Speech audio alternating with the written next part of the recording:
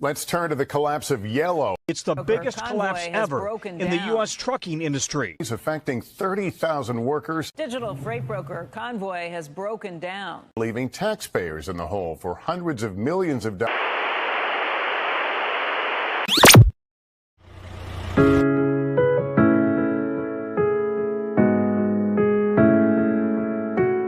Thank you for coming into the Truckers Lounge, where we discuss any and everything in the transportation industry. I am your host, Priest, along with my partner in trying to understand the financial crime in the transportation industry, Gene. This is a room where we get to give our perspective on what's really going on in the trucking industry. Let's get real on the issues. What's up, Gene? What's going on, my guy? Man, everything good, man. You know, it's just still a dark cloud over the trucking industry right now. Yeah, we see that. Yeah, you know, we just recently saw some news that 10 roads laid off 66 employees. I'm not going to say drivers, but they laid off 66 employees, which were 55 truck drivers, 4 dispatchers, and 7 mechanics. Wow. They That's claimed like that a whole terminal, ain't it?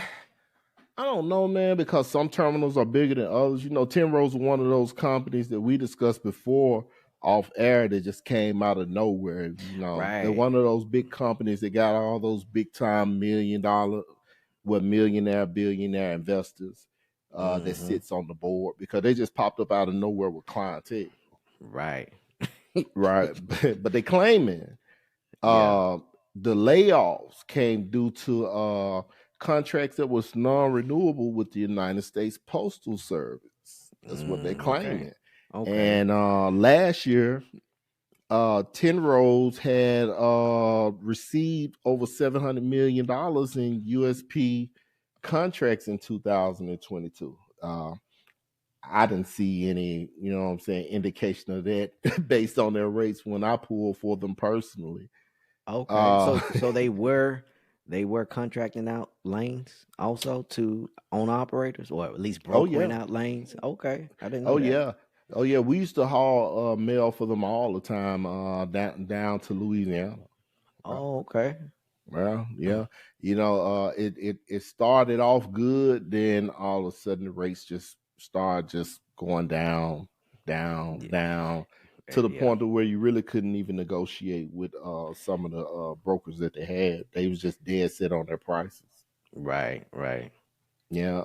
But they claimed that these contracts being pulled was due to new leadership over at the United States Postal Service. And they pulled away those contracts and started putting those lanes and the freight markets to the likes of companies like Carol Fulmer Logistics, Total Quality Logistics, and Trinity Logistics. Oh, yeah, we know those names.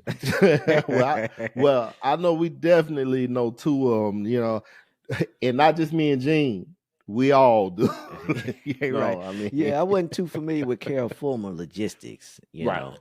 Right. So I've seen them on the load board before, but never was familiar with them. But you know, I did a little research, and it was an article written by Freight Craver, I believe, Caviver, I believe. They reported last year, the early part of last year, that United States Postal Service was already issuing out freight to Carol Fulmer Logistics, Total Quality Logistics, and Trinity Logistics. That's where I saw the news at, and that was in 2022. Now, if I'm not mistaken, a lot of these contracts that the United States Postal Service give out, they're usually bidded on annually. You know, so that's probably why the disruption is coming now with 10 loads, since that's what they specialized in, mail that we know of. Okay. Yeah, but do you think that this is the beginning of the end for 10 Roads, like other companies that have failed previously? Well, from the looks of it, from what you were saying, everything they was doing was contract based under the U.S. Postal Service, and so if they were relying solely on them, then it could be the beginning of the end, because now it puts them out of a contract market into a what we call it spot freight. Spot freight. Put them out Yeah. into the spot freight. You Right. know, and that's where right now ain't nobody eating good in spot. So, Right. So I guess we're gonna see how all of this unfolds, but I guess it will be the beginning of the end. Yeah, and they already been facing a lot of adversity from their employees last year. I believe it was last year, and I could be mistaken. It may be this year. They were protesting for better wages. I believe they were either trying to unionize 10 roads, Okay, or they did. I can't remember. I have to go back and you said this was research that a last little year. bit more. Huh? Okay, and you said this was last year. They were This trying was, to I believe, unionize. last year. I saw a news clipping from last year where they was protesting, saying that they wanted better wages.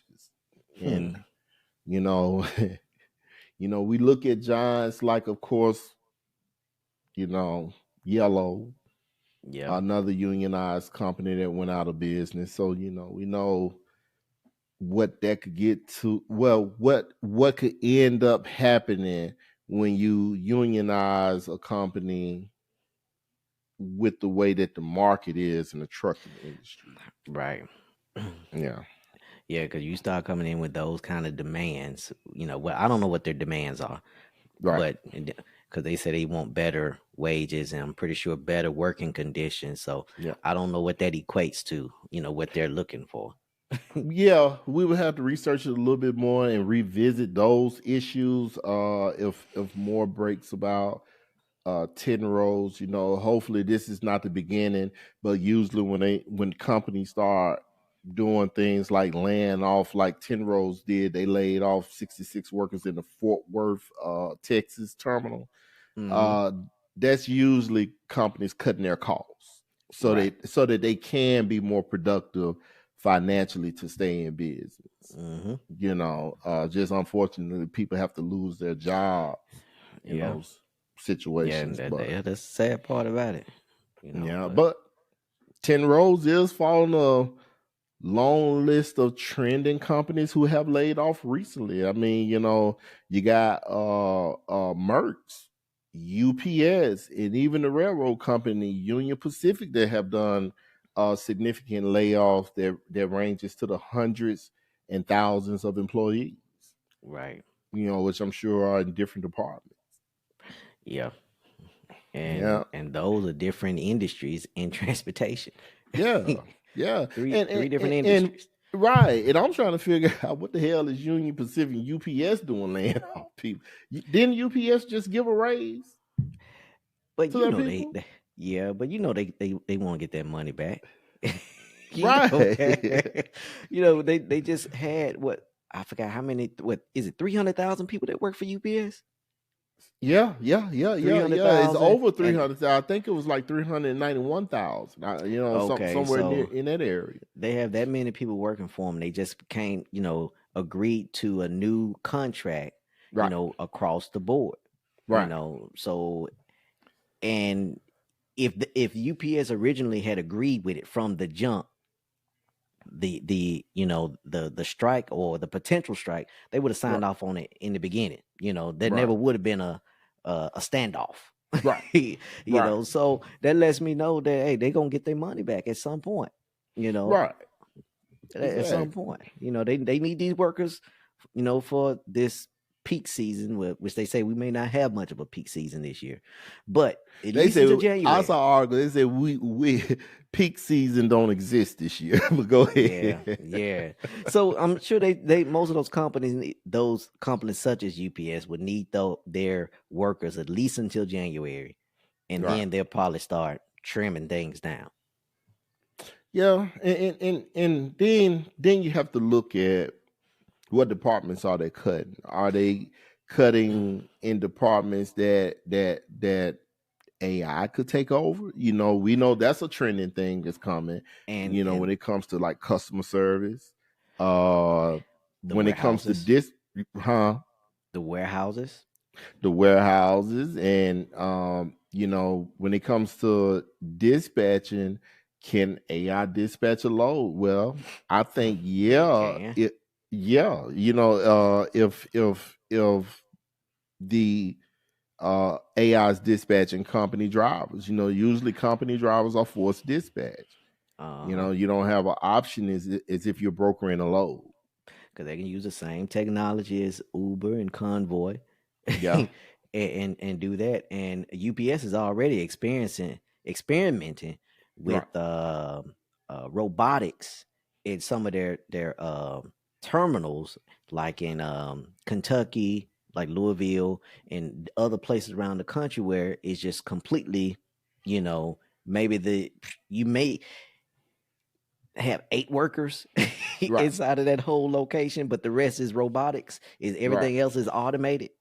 right. Yeah. So Right, yeah. yeah, So when we're looking at companies that are laying off, I don't think that we can measure them right now with the companies that actually went out of business due to bankruptcy or just absolutely shutting down, because yeah, like why, like Merck's, why Merck's is a company that ships containers. Why do you need to lay off 10,000 employees?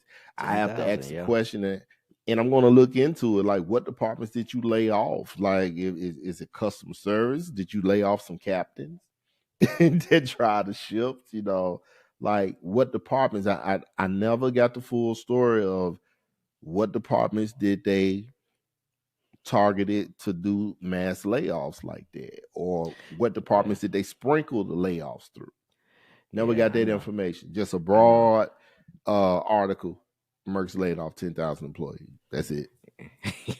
Yeah, I think generally when those companies begin to start downsizing and laying people off, Yeah. they are going to get people who can wear multiple hats. Right. You know, Right. so they're gonna probably They're lay going off to in increase the areas. workload, if you're going to make that money, you know. Hmm. Yep. We'll give you a Yeah. couple extra dollars, but you finna do the work of 2 employees. Right, right. But that could be a move that those companies are making to avoid bankruptcies and shutdowns, such as Right. Yellow, a mega digital freight brokering company like Convoy. You Hmm. know, so I guess when corporate starts seeing the giants like that go out of business, hey, the heck with everybody keeping their jobs. Some people just gonna have to hurt. Some people just gonna have to be crying. That's how they Yeah. feel. Yeah. They, And, yeah. Go ahead. and I'm gonna say, and generally speaking, that's really the only way. Although it's disappointing if you are on the receiving end of Right, getting a pink slip, having to go home. That's right, the only way a company can really survive. you right, know, is to change when the market is changing. That's it. right, You right, can't go off your hopes and dreams when the economy is changing. You have to change with it, or else right, get left behind. right. And then when you look at the situation like Convoy shutting down, going out of business, and a lot of that was due to not only the freight recessions, but investors pulling their money back. Yeah, Then you got Yellow went out of business. They mismanaged their finances. They didn't reorganize or refinance the debt that they had. They had a $1.5 billion debt. $700 million of that was from SBA loan right. that they really wasn't supposed to get, according to the Department of Justice, because they was already being sued for overcharging on the military loans. How now? How can the military let somebody get away with overcharging them? I mean, that was kind of funny when I read that. Well, I Yeah. didn't read it. I saw the video. I saw Lester Hope reported it. I think he's on NBC. So that was kind of funny to me, when I saw that. So during the Trump administration, it man, looked like that administration had some things going on, man. They had a buddy system going on, Yeah. because he reported in the video that Trump reason for releasing the money to Yellow because they was important to national security. Hmm. What were they hauling? Yeah. I Well, mean, a lot of times they believe in the too big to fail. yeah. And 30,000, people. What? See, 30,000, was that just drivers? That all the employees? That was just drivers, right? With Yellow. That was that's the number, if I'm not mistaken. You're in the general area. That was the number of that was posted on Safer Web. So which would be the drive. Okay. So Yeah. they had well over 30,000 employees, Right. all together. Yeah. Right. Right. Okay. Exactly. Hmm. Exactly. But the major companies weren't the only one hit. A lot of the smaller companies had to go first. You had That's small true. family owned trucking companies like McLean Trucking, Endurance Transfer. Mm-hmm. I believe both of them went out in 2022. But when we look at the smaller companies, with what happened in post pandemic financially in the trucking industry, when you're a smaller trucking company, it's only so long you can hold on. Right. If you ain't got It's no capital. you man, capital Right. shrinking, and then you got pride and ego involved. A lot of Man. these smaller companies, which is understandable, you don't want to downsize back down to just a handful of trucks because you feel like you did so well in your business having the amount of trucks that you had. But when we got hit the way that we did, if you was a smaller company with no contracts that was guaranteed, meaning like you didn't have a friend in the shipping office, Right. you might have been in trouble chasing the spot market. Right. Yeah. Yeah. And then you're still trying to pay your drivers right, because most smaller trucking companies, whether a lot of drivers want to believe it or not, want to pay their drivers good. Yeah. They have more of a personal connection with their drivers. So when this hit and the smaller trucking companies couldn't pull back the amount of money being paid out that they had already promised, a lot of them had to fold. Yeah. A lot of them had to fold. And we started seeing just a handful beginning to fold. But this year, wow. Oh I man. mean, yeah, some people started bowing out gracefully last year because they started saying, okay, it's a change. I'm not going to change with it. Let me go ahead and Right. get out of here. Right. And a lot of them was able to leave with their money, Right. But the overwhelming majority stayed on because they were still holding on to what they was getting the beginning of last year and the Yeah. year before, which even the beginning of last year, the fuel prices had went over $4 a gallon around February, Yeah. March, but the Yeah. rates were still fairly decent, but they were starting to drop. Yeah. Yeah. And it was also due to bad investments too. Those who really didn't understand that it was possible that what's happening now was going to happen.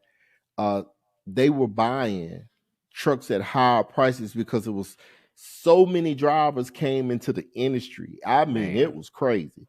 I mean, it was an excess of capacity, and it was fine in the beginning with the pandemic. The influx of capacity and drivers coming in, it was fine, but man, it was so much money going around.